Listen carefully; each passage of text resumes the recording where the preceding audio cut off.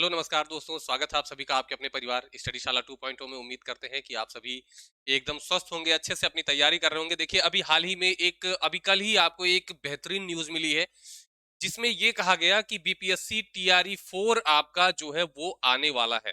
ठीक है? अभी तक जैसे जब नियुक्ति पत्र मिला 9 मार्च को, उसमें कहीं ये चर्चा नहीं की गई कि टीआरई 4 आ रहा है या नहीं आ रहा है, तो एक निराशा थोड़ी-सी हो गई थी। लेकिन अभी कल के जो है विधानसभा सत्र में बिहार में ये घोषणा हुई है कि आपका टीआरई 4 आने वाला है और साथ ही साथ टीआरई 5 के बारे में भी बात कही गई है। ठीक है? तो एक चीज ये स्पष्ट हो जाता है कि अब टीआरई 4 के बाद टीआरई 5 के आने की संभावनाएं भी हैं। ऐसा क्यों है? क्योंकि देखिए अभी सप्लीमेंट्री रिजल्ट के बारे में बात नहीं हो रही है। ठीक है? इसका मतलब ये निकल के आ रहा है कि टीआरई 3 की बची सीटें टीआरई 4 में जोड़ी जाएंगी। ठीक है? और जब यदि टीआरई 4 में भी सीट बचती है तो उसको ऐड करके टीआरई 5 भी आएगा। तो ये संभावनाएं पूरी हैं कि 4 के बाद 5 भी आएगा। हालांकि ये क्लियर हो गया है कि टीआरई 4 तो आ ही रहा है। ठीक है? आज की वीडियो में हम लोग बात करेंगे कब तक नोटिफिकेशन आ सकता है। ठीक है? कितने पद उसमें होंगे, परीक्षा कब तक होने वाली है और क्या उससे पहले एस्टेट होने की संभावना है या नहीं है। देखिए आज के समाचार पत्रों में ये सारी चीजें यहाँ पर कवर की गई हैं। आपके जो शिक्षा मंत्री हैं माननीय श्री सुनील कुमार जी, उनके द्वारा विधानसभा में ये सारी घोषणाएं की गई हैं। ठीक है?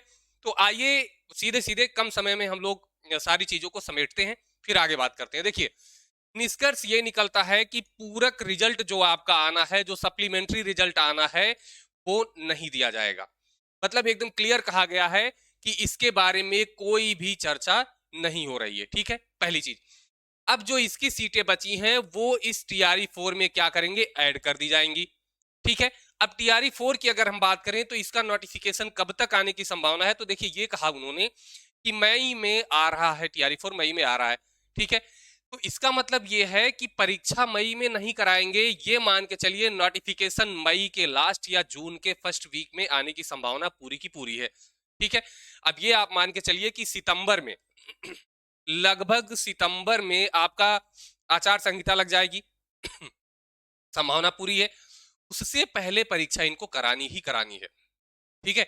तो अगर हम परीक्षा की बात करें तो अगस्त या जुलाई भी आप कह सकते हैं। ठीक है? अगस्त के आसपास में परीक्षा होने की पूरी संभावना है, सितंबर से पहले। ठीक है? बहुत लेट होगा तो मान लीजिए सितंबर तक जा सकता है, आचार संहिता लगने से पहले सितंबर में करा लें, वो अलग बात है। लेकिन आप इतना मान के चलिए कि आपके पास इतना समय नहीं मिलेगा कि आप 6-7 महीने तैयारी करते रह जाएं। ठीक है? तो कुल मिला जुला के यदि मई जून में आपका जो है नोटिफिकेशन आता है, फॉर्म भराना शुरू होता है, 1 महीने के अंदर, 15-20 दिन के अंदर, 1 महीने के अंदर सारी प्रक्रियाएं समाप्त हो जाएंगी। उसके बाद तुरंत परीक्षा की घोषणा कर दी जाएगी। ठीक है? तो जून में यदि फॉर्म भरा जा रहा है, जुलाई के फर्स्ट वीक में फॉर्म भर के खत्म हो जाएगा, तो अगस्त में परीक्षा होने की पूरी पूरी संभावना रहेगी। अगर पद की बात करें कितने पद हो सकते हैं, तो 1 लाख के आसपास में पद होने की संभावना पूरी की पूरी है। ठीक है? तो इसमें आपके सभी 1 to 5, 6 to 8, 9, 10 ये सब में आपके अच्छे खासे पद आने की पूरी संभावना है। आप लोग एकदम तैयारी में लग जाइए। बात एस्टेट की करें कि एस्टेट आने की संभावना क्या है, एस्टेट होगा या नहीं होगा 2023-25 वाला जो बैच है।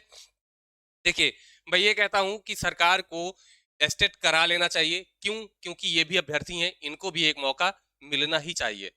ठीक है? और यदि जो लोग चाहते हैं कि एस्टेट ना कराया जाए, हमारा फायदा हो जाएगा क्योंकि बच्चों की संख्या कम रहेगी। तो आप अभ्यर्थी हैं, आप परीक्षार्थी हैं, आप तैयारी कर रहे हैं, तो आपका ये धर्म बनता है कि आप अपनी तैयारी अच्छे से करिए और तैयारी के बल पे उनसे आगे निकलिए, ना कि ये करके कि संख्या कम हो जाए। ठीक है? तो होना ये चाहिए कि एस्टेट हो जाना चाहिए। अब बात ये आती है कि यदि मई लास्ट या जून में जो है आपका नोटिफिकेशन आने वाला है, तो उससे पहले एस्टेट करा सकते हैं या नहीं करा सकते हैं। तो समय बहुत ही कम है, बीच में समय बहुत कम मिलेगा। यदि सरकार एकदम मंशा में है कि हम एस्टेट करा ही लेंगे, तो फिर कोई दिक्कत नहीं है, वो करा सकते हैं, 1 महीने के अंदर अंदर करवा सकते हैं। नहीं तो संभावनाएं थोड़ी कम दिख रही हैं। फिलहाल आप लोग कमेंट बॉक्स में लिखिए कि एस्टेट होना चाहिए या नहीं होना चाहिए। ठीक है? अब यहाँ पर देखिए फिर एक चीज आती है कि तैयारी कैसे करें। आप लोग तैयारी अपनी पहले से ही कर रहे हैं। ठीक है? काफी समय से कर रहे हैं। बहुत से हमारे साथी हैं जो कई बार रिवीजन भी कर चुके होंगे। लेकिन जो बचा हुआ समय है उसको किस तरीके से आप तैयार करिए, उसमें कैसे अपनी तैयारी को और बढ़िया बनाइए। तो देखिए मैं बार बार कहता हूं आपको पीवाईक्यू हल कर लेने चाहिए। ठीक है, प्रीवियस ईयर क्वेश्चन पेपर हल कर लेना चाहिए, आपके पास सिलेबस होना चाहिए, ठीक है।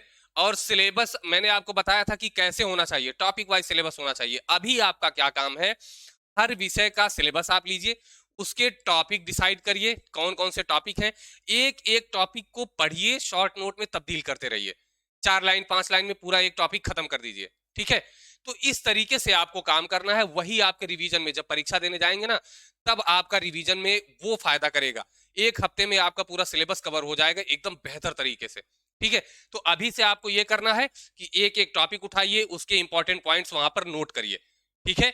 इस तरीके से आप तैयारी करेंगे तो आपकी तैयारी एकदम बेहतर हो जाएगी। फिलहाल इसके बारे में नेक्स्ट वीडियो में आपकी चर्चा होने वाली है बढ़िया तरीके से, ठीक है। तो चलिए फिर मिलेंगे नेक्स्ट वीडियो में, तब तक के लिए नमस्कार, धन्यवाद, जय हिंद।